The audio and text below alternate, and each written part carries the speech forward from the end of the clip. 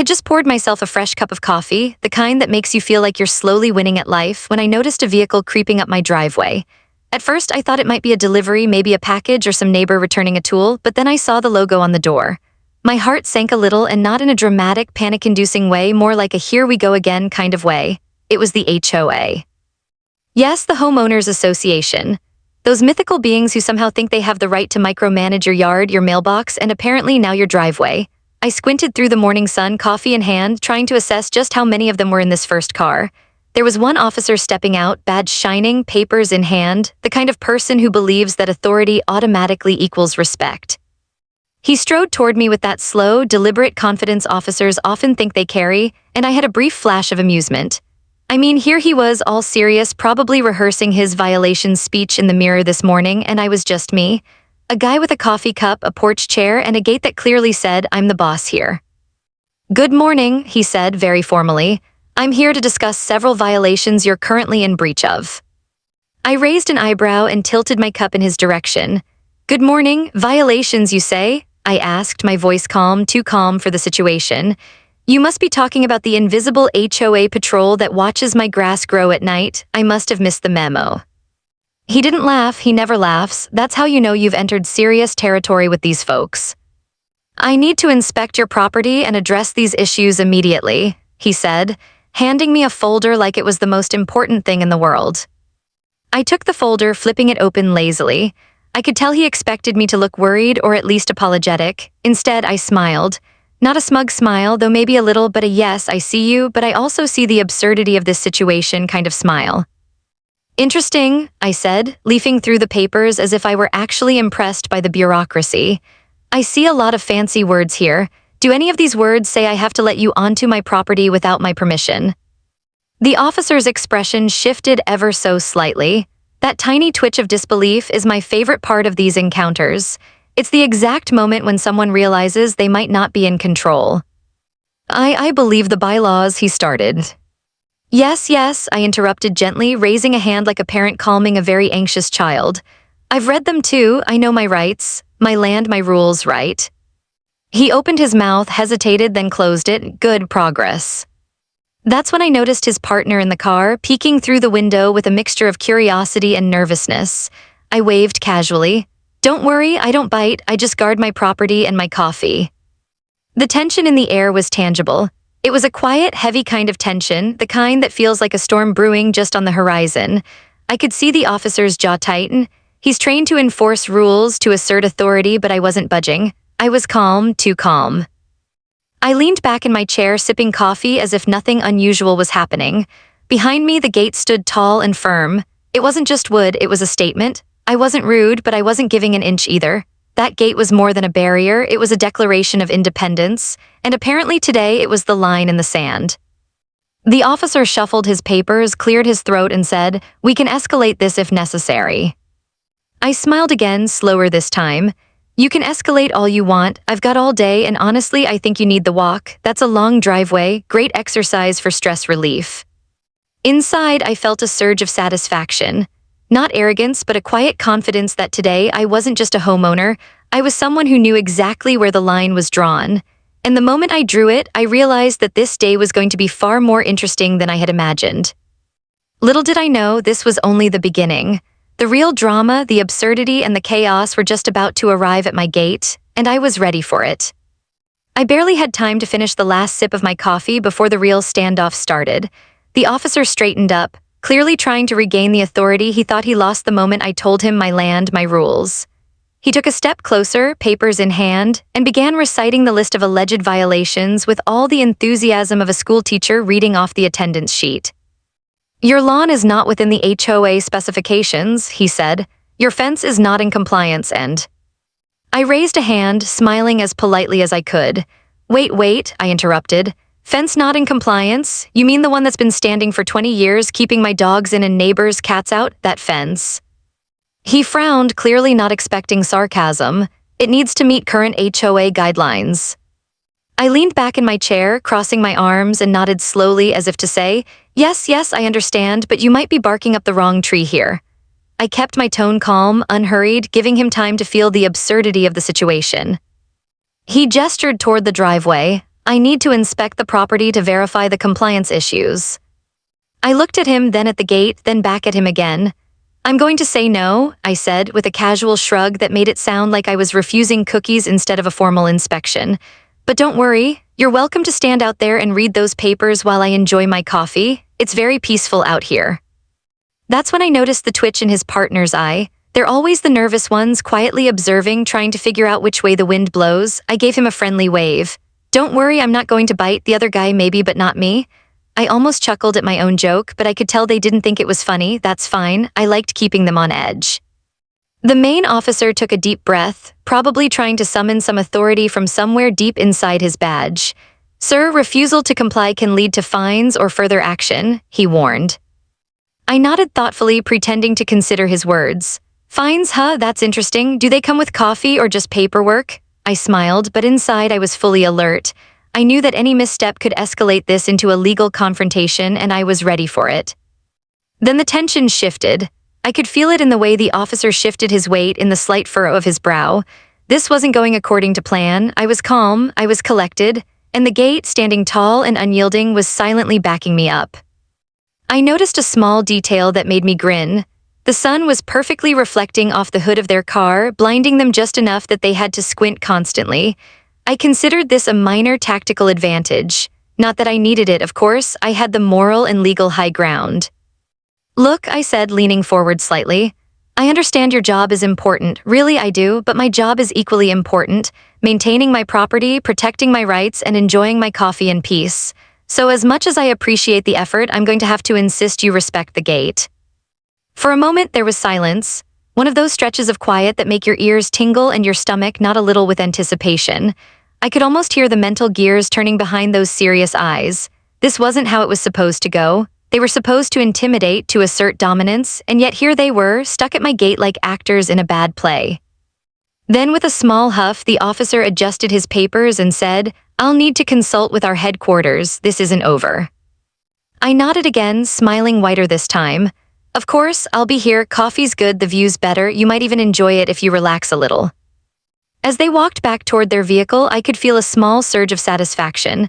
I had managed to turn the first encounter into a standoff without raising my voice or losing my cool, but I also knew this was just the beginning. The real test, the kind that makes or breaks a person, hadn't arrived yet. I had successfully defended my gate, yes, but now the game was changing. And I had a feeling that any second, things were going to escalate, whether I was ready or not. I barely had time to take another sip of my coffee before I noticed the rumble of tires on my driveway. My first thought was, seriously, did they call the cavalry for a fence dispute? But no, it was an exaggeration. More HOA vehicles were rolling in, lights flashing, papers in hand like some suburban SWAT team. I put down my cup and leaned against the porch railing, watching them like a spectator at a particularly absurd play. One officer hopped out and started talking fast, like he thought speed could somehow intimidate me. Another stayed in the car, eyes darting nervously, probably calculating the odds of me refusing again. I raised my hands slowly in mock surrender. All right, I see you brought reinforcements. Impressive, really. I wasn't expecting the HOA Olympics today. The first officer, the one from before, stepped forward, clearly trying to assert authority again. Sir, additional violations have been noted. This is your final warning to comply. I tilted my head and smiled. Final warning? Wow, that sounds dramatic. Should I prepare a medal ceremony or do we just take it up with the HOA council? I could see the twitch in his jaw, the first sign of panic. He wasn't used to homeowners with a sense of humor and, more importantly, a backbone. One of the newcomers, probably the rookie of the group, stepped forward cautiously. Maybe we can just... I cut him off, still calm. No need to negotiate, young man. The gate is closed. My property, my rules. You're welcome to stand outside and admire the landscape while I enjoy my morning coffee. And by the way, it's really scenic today, very peaceful. The officer who had been trying to intimidate me cleared his throat and made the mistake of waving his papers in the air. You're not taking this seriously. I nodded solemnly. I'm taking it seriously enough to sit here and let you all flail like a badly choreographed parade. Really, it's quite entertaining. I noticed the tension among them growing. I had effectively flipped the dynamic. They had numbers, but I had calm, strategy, and most importantly, confidence. That gate was no longer just a physical barrier, it was psychological armor. Every step they took toward me seemed heavier, more hesitant. Then the rookie tried again. Maybe we could inspect just a small section. I laughed, a low chuckle that carried just enough amusement to irritate. A small section? Are we doing gardening now, or are we enforcing HOA law? Pick a lane, gentlemen. The lead officer's face was red now. I could see the steam practically rising off him. He pulled out a phone and muttered something to headquarters. I didn't need to eavesdrop. The panic in his voice said it all. I had them in a state of controlled chaos without ever lifting a finger. As I sipped my coffee, I imagined the scene from their perspective. A calm, unbothered homeowner leaning against a porch railing, sipping coffee, blocking their path, and casually delivering sarcasm like a weapon. It had to be maddening, and it was. I could feel the tension thick in the air, almost like static electricity waiting for the next spark. Then it happened. One officer, clearly losing patience, stomped his foot and demanded, "You will comply." I raised my cup in a mock toast. Will I? Well, that depends. Do you bring snacks with your compliance, or is it just paperwork today? The rookie officer let out a nervous chuckle, but the lead's face only hardened. He was trained, confident, and used to being obeyed, but I wasn't the type to comply, not today, not ever. I noticed their subtle glances at each other, the silent communication of a team realizing they might have miscalculated. This was no longer a simple discussion about fences or lawns. This was a battle of wills. I had all the patience, all the calm, and all the humor. They had frustration and paperwork. I knew which side would last longer. And in that moment, sipping my coffee, I realized the true absurdity of the situation. The HOA had brought reinforcements, thinking numbers mattered. But in the end, this wasn't about numbers. It was about knowing your rights, standing your ground, and having the calm confidence to let the storm come to you. I leaned back and whispered to myself, almost in awe, "Let's see what else you've got." Little did I know, the real showdown, the part that would push both sides to the edge, was just beginning. The tension was about to reach a whole new level, and I was ready for every ridiculous, chaotic, hilarious, and tense moment of it.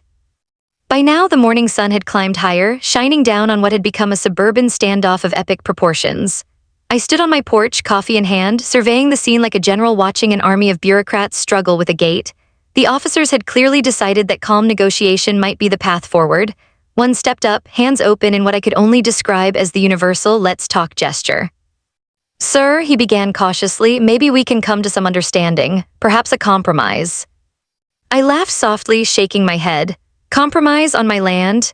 I gestured to the property behind me, rolling hills, well-kept fences, and a gate that had never failed me. "You want a compromise? How about you take a seat, have a cup of coffee, and enjoy the view while I finish mine?" He didn't laugh. That's fine. I didn't need him to. I only needed him to know I wasn't budging. Then came the second wave of negotiation tactics. Another officer tried the classic guilt angle. "We're just trying to maintain community standards," he said, voice earnest, like he genuinely believed I would melt under the weight of responsibility. I raised an eyebrow. "Standards, huh? So if my grass grows a little wild, that's a crime against the HOA universe?" I let my tone drip with innocent curiosity, though I was fully aware of the effect my words were having. They were flustered, trying to balance authority with reason. It wasn't working. The lead officer stepped closer, his voice rising slightly, an unmistakable sign that negotiations were failing. "Sir, you're being difficult. We just need you to cooperate." I cut him off with a calm but pointed remark. "Cooperate? I thought we were negotiating, not surrendering. You're here to enforce rules, not demand blind obedience." I could see the mental gears grinding. The tension was building, stretching across the asphalt like a taut rope ready to snap. I noticed the rookie officer shifting nervously from foot to foot, clearly conflicted between following orders and realizing the futility of the situation. I leaned against the porch railing, letting the silence do some of the work for me. Silence is a surprisingly effective weapon. It forces people to fill the void with frustration, doubts, and second-guessing. I could practically see it happening, the subtle glances, the unsaid thoughts. "Maybe we miscalculated," one of them must have thought. Then came the escalation. The lead officer stepped up, trying to assert dominance with a firmer tone. "If you do not comply, we will take further action." I sighed, letting the word "further" hang in the air. "Further action, you say? I'm intrigued. Do you mean paperwork, threats, or the dreaded HOA compliance brigade?" I smiled faintly, but inside I was fully alert. Each word, each pause was a strategic move. I wasn't just surviving this standoff, I was controlling it. The officers looked increasingly desperate. I could see it in the twitch of a hand, the shifting of weight from one foot to another, the subtle muttered phrases aimed at each other. They had thought numbers and authority were enough, but they hadn't accounted for calm, prepared defiance. I decided to push just a little further, letting my humor do double duty as psychological strategy. Look, I get it. You have rules to enforce and I have a gate to guard. It's really simple. You stay on your side, I stay on mine, and we all go home. Sounds fair, doesn't it? The rookie let out a small chuckle, almost imperceptible, as if quietly agreeing with me. The lead officer's face turned redder, veins showing just enough to hint at the frustration boiling beneath the surface. They were trained to control situations, yet here they were, squirming like fish out of water. Finally, after several tense minutes, it was clear negotiations had failed. The officers regrouped, muttering into radios, probably plotting their next move. I watched with quiet amusement, sipping my coffee, feeling a mix of adrenaline and satisfaction. I had held my ground, deflected their tactics, and maintained control of the standoff. But deep down, I knew this wasn't over. The tension had only thickened. The next step, whatever it was coming, and I had to be ready. I leaned back, eyes scanning the line of officers, waiting for the inevitable. My gait, my coffee, and my calm composure were all I had, and for now they were enough. Little did I know, the next move would escalate things far beyond polite negotiation. The storm at my gate was about to grow louder, and the real chaos was just around the corner. By mid-morning, it was clear that the HOA officers were running out of ideas. I could see it in the twitch of their shoulders, the way they muttered to each other, and the subtle rolling of eyes. It was almost entertaining if it weren't so absurdly tense. They had numbers, they had forms, they had all the official-looking authority in the world, but I had calm, confidence, and that little thing called knowing my rights. One officer pulled out his clipboard again, shuffling papers like they might magically enforce themselves. "Sir, if you don't comply, fines will be issued immediately," he said, voice slightly louder than before, as though volume could substitute for logic. I leaned on the gate casually, sipping my coffee. "Fines, you say? Fascinating. Do they come in coffee-stained envelopes or just the standard 'We hate your garden' letterhead?" My tone was light, but I could see the flicker of frustration crossing their faces. That's the fun part, watching people who think they're in control realize they're not. The lead officer's face reddened, and he stomped his foot like a child who just dropped an ice cream cone. "This isn't a joke, you need to take this seriously." I raised an eyebrow, tilting my head. "Serious about what? My coffee, my property, or the fact that your tactics are charmingly ineffective?" He flinched at the word ineffective, which made me grin. Even as the situation escalated, I couldn't help but find a certain dark humor in it. Here they were, all official and serious, while I maintained the high ground, literally and figuratively, from my porch. One officer tried a new tactic, intimidation through proximity. He took a few steps closer, standing just inside the gate. I didn't move. I didn't flinch. I just took another slow sip of coffee, pretending to consider his presence as though it were a minor inconvenience. "Sir," he said, voice low and urgent, "this can end very poorly for you if you don't cooperate." I smirked, setting my cup down and leaning forward slightly. "And poorly? Oh, I see. You mean like running out of ideas and looking ridiculous while I watch? Because if that's what you mean, yes, I'm already seeing the poorly part in full color." I could feel the tension radiating off them in waves. Every small movement, every muttered phrase, every nervous glance to the others was a reminder. Their confidence was evaporating. The rookie officer nervously fiddled with a pen, glancing back at headquarters as if silently asking, "Did we sign up for this?" I decided to push things a little further just to see how far I could go. "Look," I said, gesturing broadly at the gate and my property beyond, "I respect what you're trying to do, I really do, but rules are only rules if they apply. And as far as I can tell, you're standing on my driveway, waving papers, hopping for compliance. That's not a rule, that's theater." The lead officer's jaw tightened. He took a deep breath and muttered under his breath, clearly struggling to regain composure. I could almost hear him thinking, this wasn't supposed to happen like this. Then came the small, subtle escalation that made me laugh quietly to myself. One officer pulled out a camera and started snapping photos of my property like he was documenting a crime scene. I waved at him casually. "Smile for the HOA album," I said dryly. "Say cheese." He didn't smile, neither did the others. Their frustration was becoming palpable.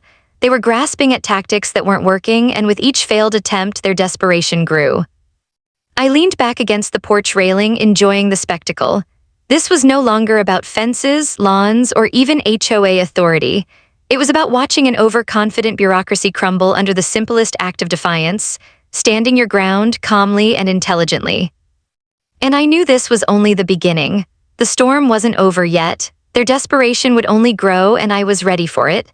Every tense second, every awkward pause, every failed attempt at intimidation made me more certain that the next move, whatever it would be, was going to push both sides to the edge.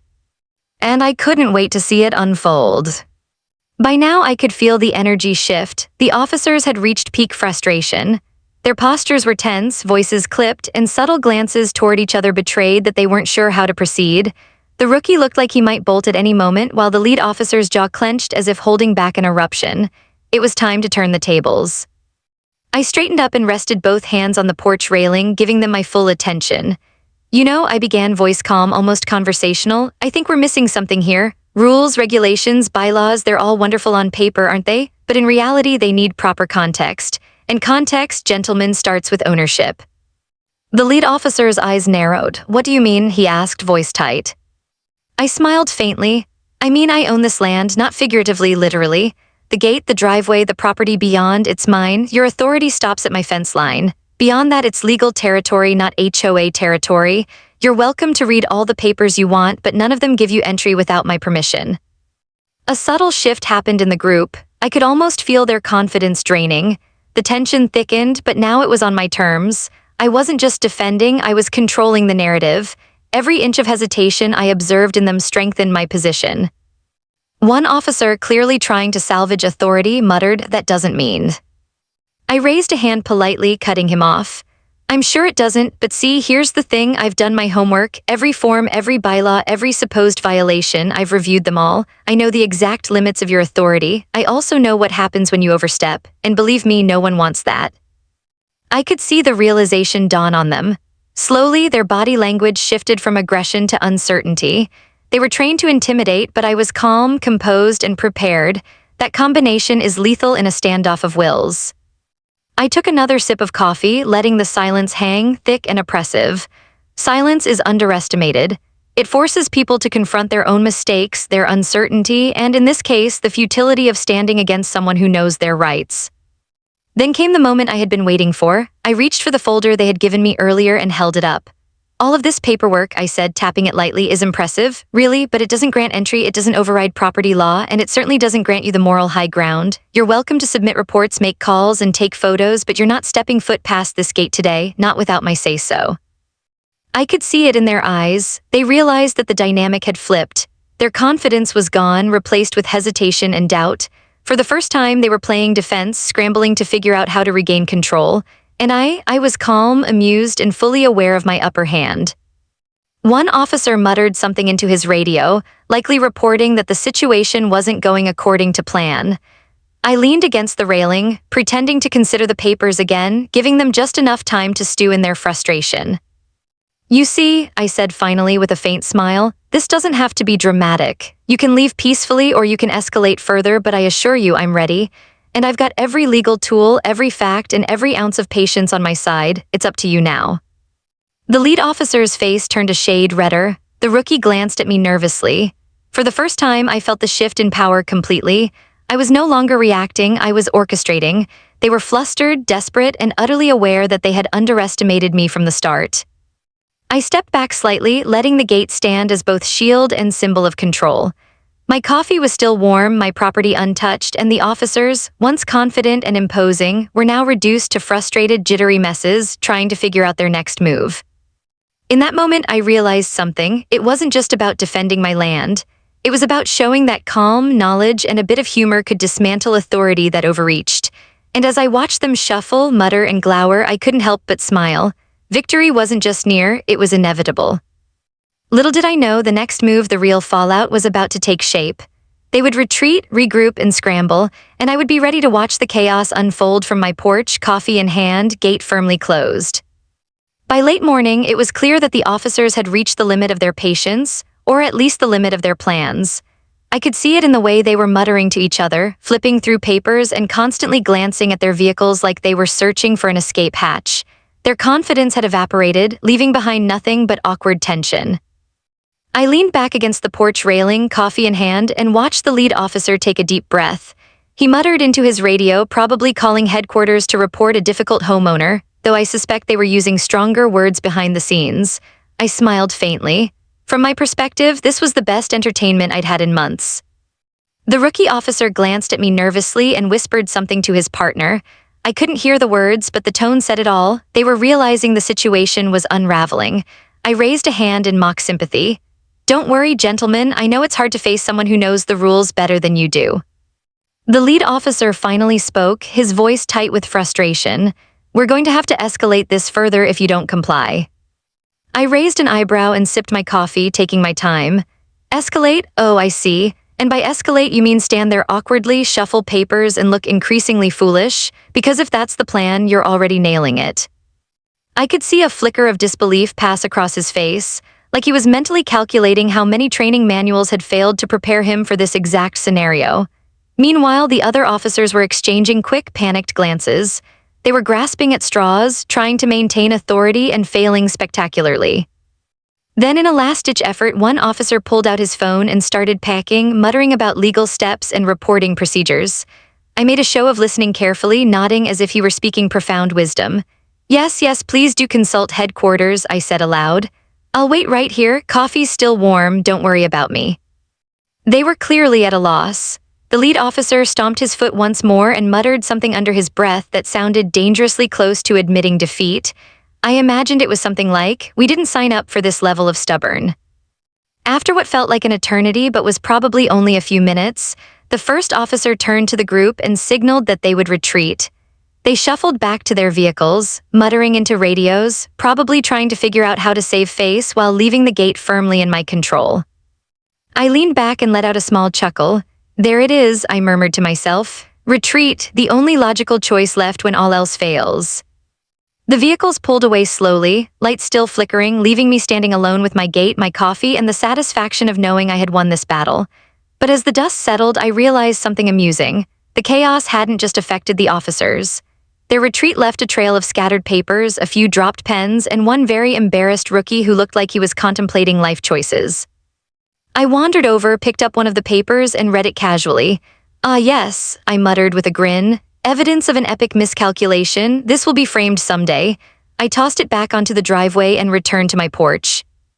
I could hear the faint rumble of their departing vehicles, the muted frustration echoing across my property. And yet, despite the absurdity, there was a kind of calm that settled over me.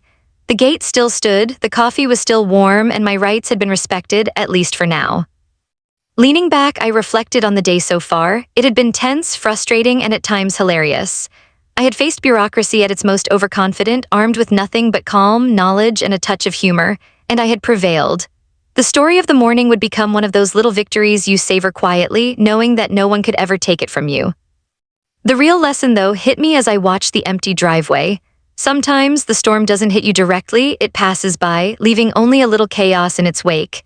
And in that chaos, if you're prepared, calm, and confident, you can turn what seems like a threat into a story worth telling. I sipped the last of my coffee, smiling faintly. The HOA had retreated, the gate was secure, and for the first time that morning I felt completely at peace. The drama might have been over for now, but the story and the satisfaction would linger much longer. The driveway was quiet now. The officers had retreated, their vehicles disappearing down the road, leaving only the echo of their muttered frustration behind. I stood on my porch, coffee long finished, surveying the calm aftermath. The gate remained firmly closed, my property untouched, and my sense of triumph quietly swelling. It was a strange kind of victory, not the dramatic fireworks and confetti type, but the kind that leaves you grinning quietly to yourself, knowing you've done what no amount of authority, paperwork, or intimidation could force. I had stood my ground, I had known my rights, and in the process I had managed to turn a tense, bureaucratic standoff into something almost amusing. I walked slowly around my property, taking in the details that had suddenly felt more like symbols than simple objects. The fence, still standing strong, the gate firm as ever, the driveway free from unwanted intrusion. Even the scattered papers left behind by the officers seemed to whisper, "We tried and failed." I picked one up, flipping it over, pretending to study it closely, and then tossed it back down with a flourish. "You tried," I murmured, "and that's what counts." It was impossible not to reflect on the absurdity of the morning. I had faced a small army of officials armed with authority and forms, all expecting compliance, and yet here I was unshaken, calm, victorious. There was something deeply satisfying about that, something almost poetic. The quiet triumph of standing up for yourself, of knowing your boundaries, and of maintaining a sense of humor while everyone else scrambled in panic. I leaned against the porch railing again, letting my mind wander over the events that had unfolded. There had been tension, sure, moments where I had wondered if they might push too far. But those moments had passed, leaving behind clarity. Calm, knowledge, and confidence were more powerful than threats, fines, or numbers. And humor, of course. Never underestimate the power of a well-timed joke in the face of absurd authority. A little sarcasm, a little wit, and suddenly the overconfidence of bureaucracy becomes just another piece of the scenery. As I sipped a fresh cup of coffee, the sun now high in the sky, I thought about the officers retreating down the road. They probably had reports to file, superiors to appease, egos to mend. And somewhere in their minds, I imagined there would linger the memory of a homeowner who refused to bend, who refused to panic, and who refused to let a gate be more than a gate. It was a statement, a boundary, a symbol of independence. The experience left me with a quiet satisfaction, the kind that doesn't require applause or recognition. The lesson was clear: know your rights, stand firm, and face absurdity with calm and humor. Sometimes the storm isn't about weathering a crisis, it's about understanding that you're in control of how you respond. I looked out over my property one last time, the wind rustling the trees, the gate casting long shadows in the late morning sun. A sense of peace settled over me. The confrontation was over, the tension had dissolved, and in its place remained something far more valuable, the knowledge that I had protected my space, my rules, and my sense of self without losing my cool or my dignity. With a final, satisfied smile, I stepped back onto the porch and raised an imaginary toast to the empty driveway. Here, to gates, coffee, and standing your ground, I whispered, half to myself, half to the universe. May we always know when to hold firm, when to laugh, and when to let the absurdity of authority teach us a lesson. And with that, the day resumed its quiet rhythm. The officers were gone, the paperwork was irrelevant, the gate remained a silent sentinel, and I, standing calm, victorious, and thoroughly amused, knew that sometimes the best stories are the ones where patience, preparation, and a little humor win the day. Because in the end, it wasn't just about a gate or an HOA, it was about showing up, standing tall, and knowing that no amount of outside pressure could take away your peace, your property, or your coffee. And honestly, that felt like winning. Every HOA has a story on HOA headaches. You'll hear the ones they tried to bury. Subscribe today.